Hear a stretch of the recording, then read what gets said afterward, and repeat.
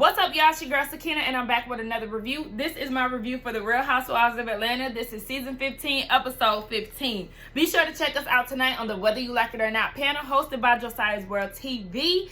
It will be in the community tab, so go ahead and check that out. I'll finally be there after missing 2 weeks. It's been a long time, so I'm excited to get back into it and, get back to a little bit of normalcy. I should be back to normal by next week. I'm going to drop my nephew off tomorrow in Ohio, so I am also trying to prepare to go out of town tomorrow. But anyway, yeah, check us out tonight at 8:30. Child, now that I've been gone for 2 weeks and don't know what time we go on, but I want to say 8:30 Eastern Standard Time. Anywho, so the episode opens up showing us a bit of everything that the ladies are doing. We see Kenya and Cynthia together.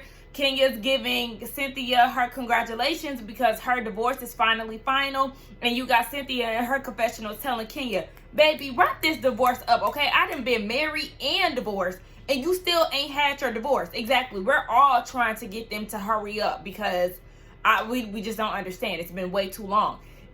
We also see Kandi and Todd at the house filming this Past movie, The Past. I was like, wow. So it's going to be at the house. Okay, I thought they were going to be like actually on set somewhere and they're getting ready to do, the scene with Drew, having some type of interaction with the lady who has the past or whatever. Then we get over to Kandi and Todd. Now we're at their house where they're actually shooting the movie. I thought they was going to be on a set somewhere, but child, they at the house. You see Kandi doing hair and makeup. You see Todd in his director bag, and he's telling Drew what to do. They're about to do a sex scene. It was when Todd said that they're doing this in 10 days. And basically, it's because Drew is a real actress, and she know what she's doing, so they don't have to do like 14 takes. Now, Drew is an actress, okay? She is. But we're not going to sit here and act like she Viola Davis, Angela Bassett, and she did the thing, okay? Nobody is exempt from takes, okay? But let's not act like Drew is just that damn good to where she can get it done in one take. I'm not doubting her, but okay, Todd. Anyway, we then see Sonya, and she's at Dr. Jackie's office, of course. All of the who's who of Atlanta, they go and see Dr. Jackie. Why is no one ever going to see Dr. Simone? I don't know. But, whatever. All right, as soon as she pulled up, I said, she at Dr. Jackie's office, and sure enough, she was. She told Deuce very early, and you're not really supposed to tell anybody that early. She said that for the last maybe 6 or 7 months, Deuce has been very adamant about having another sibling. I said, I ain't forgot about how Deuce was acting on y'all's first season. What was that, last year, right?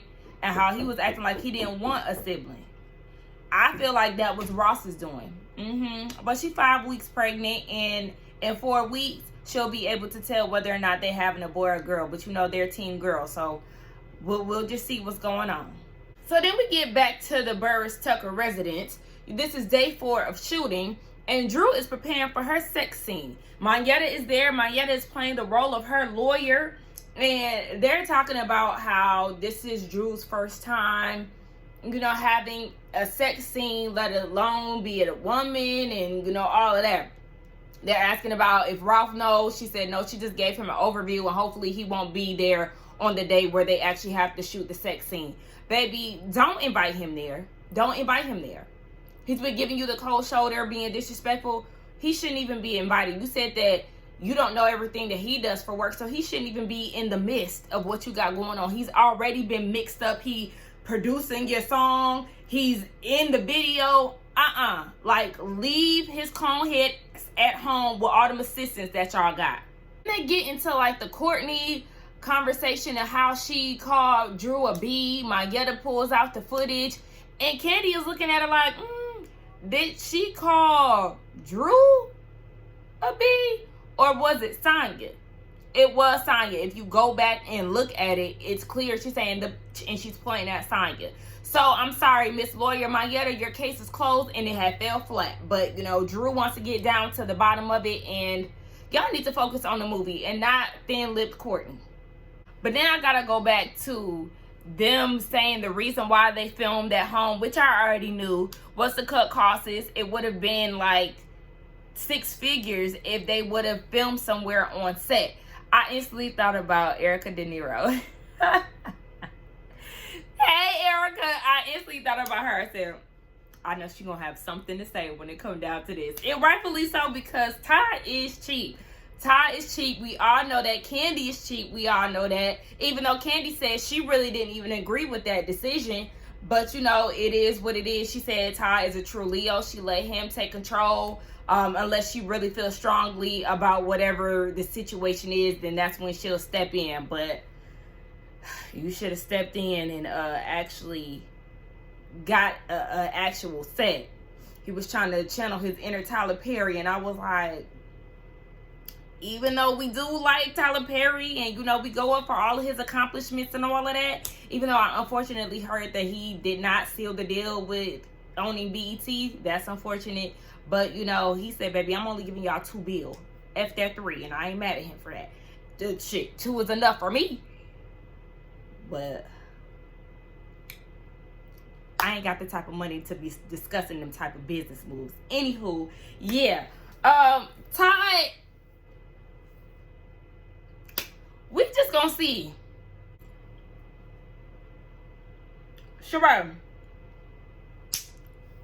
she's doing this sip and see for her grandchild.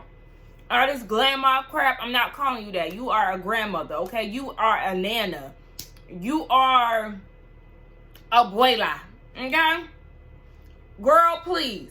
She's doing a sip and see. So she has a party planner come out. I said, oh, Lord, another party that she getting ready to throw. And she just going to have just more invoices that she don't want to pay. Anywho, she talking about she want, you know, balloons and bears from the ceiling, all of this stuff. There's a budget, but no budget. So either there's a budget or it's not. Because you can't have both. There's a budget, but no budget. You couldn't pay Drew for them Party City supplies, but you want to do a no budget for your sip and see, for your glam baby. I hope that them people ask for their money up front before they started to get anything prepared for you. Day 5 of shooting the movie. This is Drew's sex scene moment. You know, she's getting fangled and ate up. And, you know, I don't know if this was shade, but Candy was like, because Mayetta said perfect something in relation to like the casting. And then her confessional, Candy was like, perfect casting. I don't have nothing to say about that. I don't know if she was trying to say that Drew's acting is questionable or it's perfect because she did have some girl action before. And, you know, because she lying about this whole kiss with Toya. I don't know, Candy. I was a little confused by that shade. Y'all tell me what y'all thought. Marlo, this is the event that I can get behind. So she's throwing the event for, I don't know if Foster Care Fridays is like the charity or what, but she's throwing the event basically for successful people who came up in foster care. I think it was totally amazing. She had some people that were honored, showing the success, you know, despite where they came from, look at where they are now.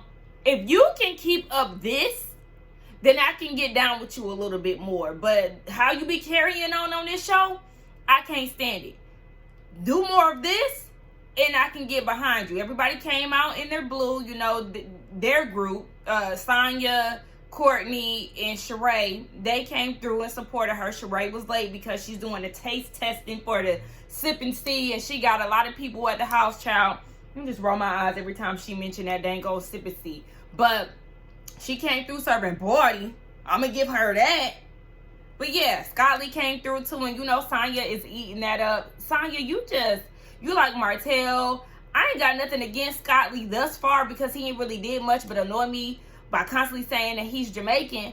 But girl, you just love everybody. So I can't take what you say as, you know, something that holds weight, because you just like anything to just get along with these girls, basically. Now, but I was on your side when you was getting Sheree together on that after show when y'all had that whole debate about Martell paying. And I love how you and Marlo came together to remind Sheree that she has not gifted y'all anything for y'all's birthdays, but she always expecting so much out of y'all. Anyway, we're on day 6 of filming The Past, and Drew said she don't ever want to do no like this again, honey. If it's not Lifetime and up, she said don't call her. I said, oh. She said she is in their personal space. The Tucker, she don't want to be in their personal space like that. So yeah, she said I'm gonna get this check and I'm gonna let this be the last time. I said, oh.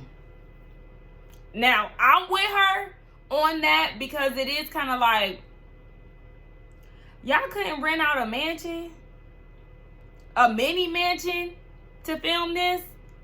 I understand y'all want to, pinch pennies, but if this is supposed to be your pride and joy, Todd, I'm gonna need you to spend a little money.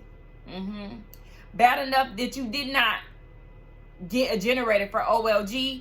If this is supposed to be your lane, film, movies, TVs, spend for that at least, okay? Get y'all a set. That's why y'all have a problem with splitting the two, personal and work. Y'all got work all up and through y'all house. Y'all can never separate the two. But you know what? I'm real interested to see how Kandi gonna react to that down at the reunion. So Conehead comes in and he is asking her 21 questions about the sex scene that she had with the lady, and are you a munch and all this other stuff.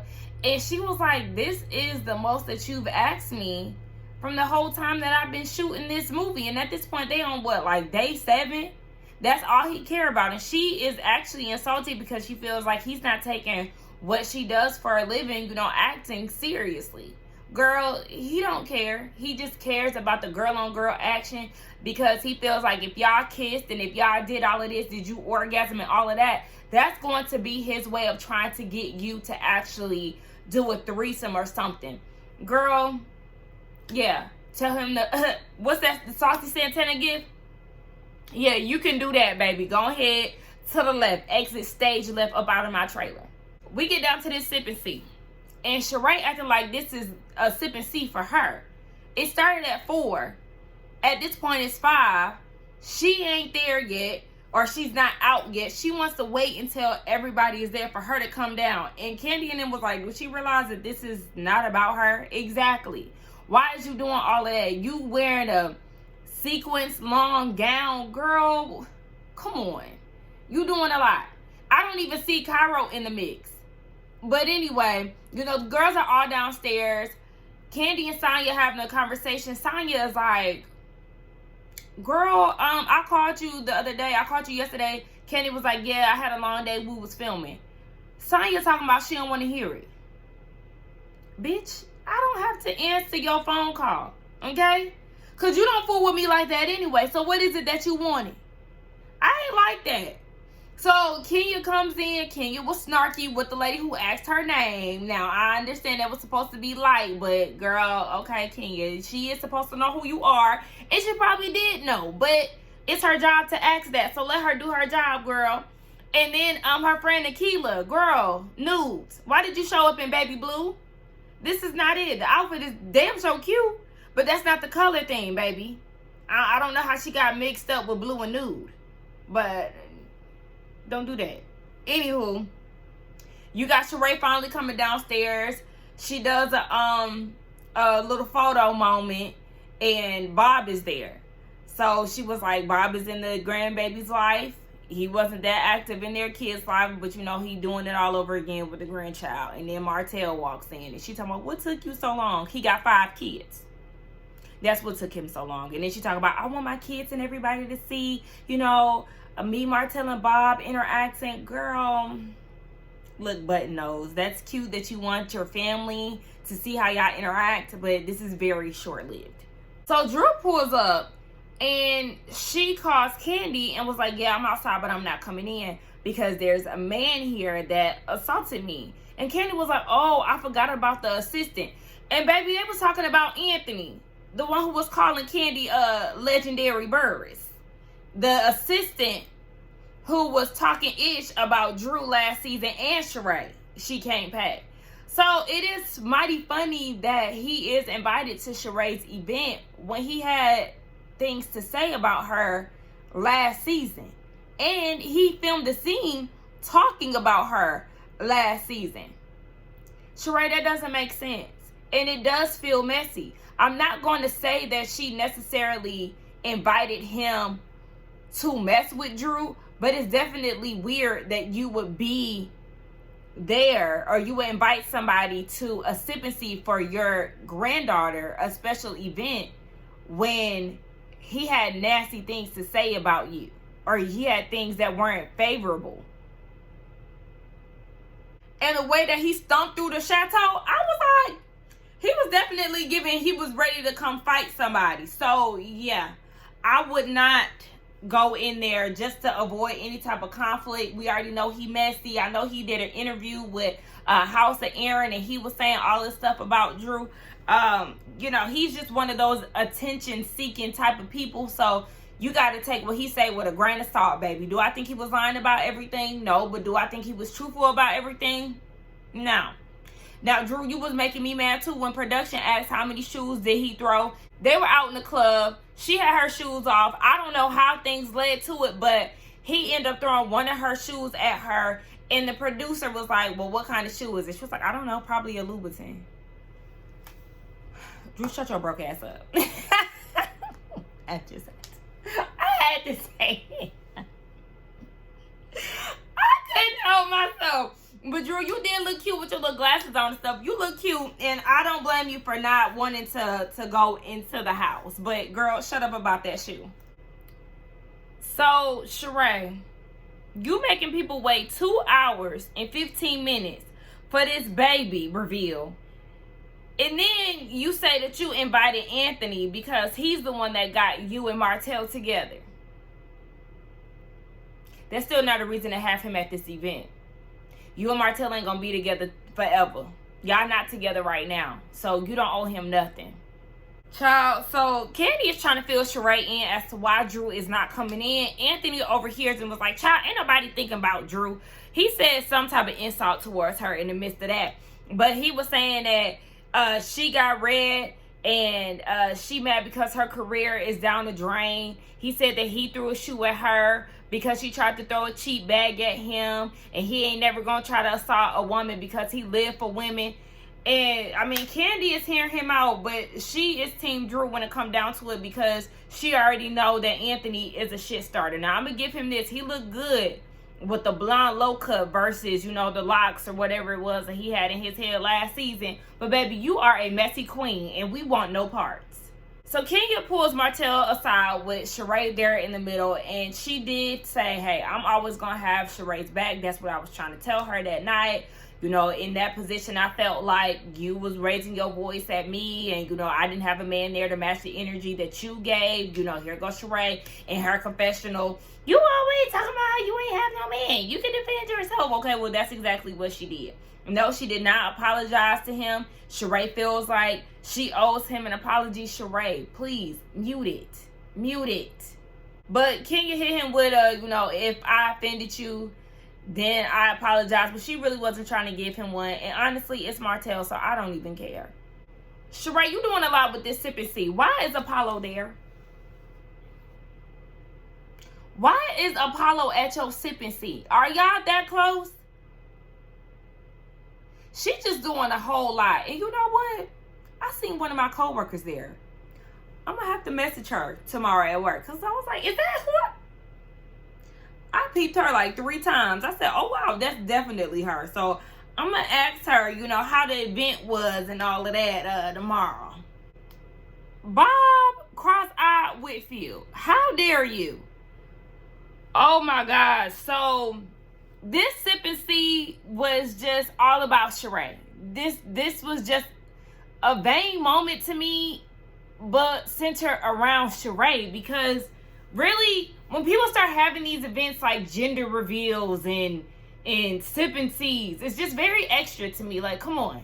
Anyway, because it's so many people around, I'm pretty sure these people are not a part of your day-to-day to where they're going to be a part of your grandchild's life like that. So what is the point, really? You see more of Sheree being in the mix of everything. You don't even see the dad and mom pushing the baby out. It's all about Sheree. You've spent all this money. I mean, if you got it, you got it. But it's Sheree. So you spent all this money to do this, and the baby sleep. So they do a family picture. Bob tells somebody to come and get in the picture. And in my head, I was like, this better be his daughter or somebody. Because why would he just have his girlfriend or whatever that nobody clearly knows in the picture? And then Sheree annoyed me even more when she told Martell to come get in the picture. He is not your man. This is somebody that you're dating at the time. I'm just glad she got a few pictures in without him. Anyway, the girls, or Sheree pulls him to the side and was like, introduce me to Candace, the girl who was in the picture. It's his daughter. It's his daughter. When Sheree and Bob got together, he had 2 kids. Come to find out, he had 3. Because she's older than Cairo. He was not clear even when the girls grilled him, because Candy had questions, honey. Even when Candy was asking, he never once said when she became a part of his life. She's been around the siblings and all of that, but you were with Sheree and you knew about this daughter of yours. That's crazy. She thinks that you have 2 kids before y'all got together. Whole time you have 3, and you never informed her of when this girl started to become a part of your life.